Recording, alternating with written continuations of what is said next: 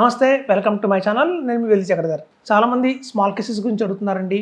మనం గతంలో లాస్ట్ 1 yearగా చాలామంది చెప్పాం, రికమెండ్ చేసాం, స్మాల్ కేసెస్లో ఇన్వెస్ట్మెంట్ చేయండి. స్మాల్ కేసెస్ అనేవి మినీ పిఎంఎస్ లాగా మనకు వర్కౌట్ అవుతాయి.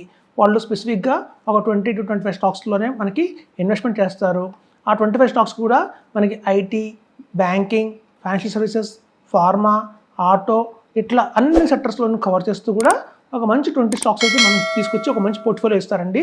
సో ఇట్లాంటి కంపెనీస్లో మనం చూస్తే రెనైజెన్స్ కావచ్చు, అలాగే నార్నోలియా కావచ్చు, అలాగే చూస్తే మనకి కేర్ వాళ్ళది ఉంది, అలాగే ఏఏఏ అంటే యాక్యురేట్ ఆల్ఫా అడ్వైజర్స్ ఉన్నారు. సో ఇట్లాంటి కంపెనీస్ అన్నీ కూడా ప్రామినెంట్గానే మంచి సర్వీస్ ఇస్తున్నాయండి స్మాల్ కేసెస్లో. ఈవెన్ మార్కెట్ పడ్డా కూడా ఇది కూడా మార్కెట్తో పాటు స్వల్పంగా పడ్డాయండి. లాస్ట్ ఇయర్ మనకి చూస్తే దగ్గర 12%, 15% దాకా పడ్డాయి. కొంతమంది మేము చెప్పాం చర్నింగ్ చేయకండి, చర్నింగ్ చేస్తే ఇంకా కొంచెం ఫర్దర్గా లాస్ ఉంటుంది కాబట్టి చర్నింగ్ చేయకుండా హోల్డ్ అండ్ వాచ్ అని చెప్పాము. సో అలా హోల్డ్ అండ్ వాచ్ చేసిన వాళ్ళందరికీ కూడా కొంచెం స్వల్పంగా అయితే మార్కెట్లో పట్టడం వల్ల ఈ స్మాల్ కేసెస్ కూడా పట్టడం జరిగిందండి. కాకపోతే కొన్ని స్మాల్ కేసెస్ ఎలా ఉంటాయంటే థీమాటిక్గా ఉంటాయి స్మాల్ కేసెస్, అయితే ఒకసారిగా ఒక సెక్టర్ కోసం ఇన్వెస్ట్ చేసే వాళ్ళు ఉంటారు.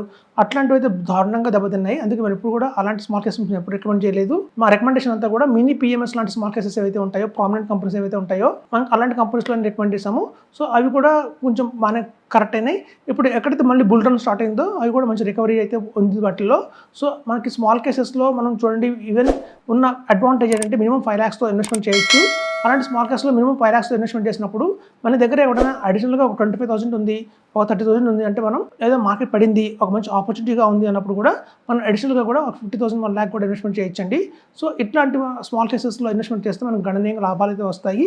ఇవి చూడండి, మనం కనుక ఒక దీర్ఘకాలంలో చూస్తే 2028 కూడా మార్కెట్లో చూస్తే మన ఇండియా కూడా మంచి పొజిషన్లో ఉండబోతుంది. ఒక 5 trillion ఎకానమీగా మారబోతుంది.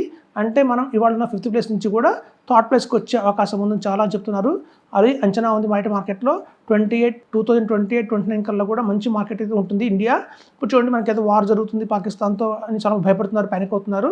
కానీ ఇదంతా టెంపరీ అనండి, పర్మనెంట్ కాదు. So returns are guaranteed in the long run అని చెప్తారు. సో కాబట్టి అదండి, లాంగ్ టర్మ్ కోసం వెయిట్ చేయండి.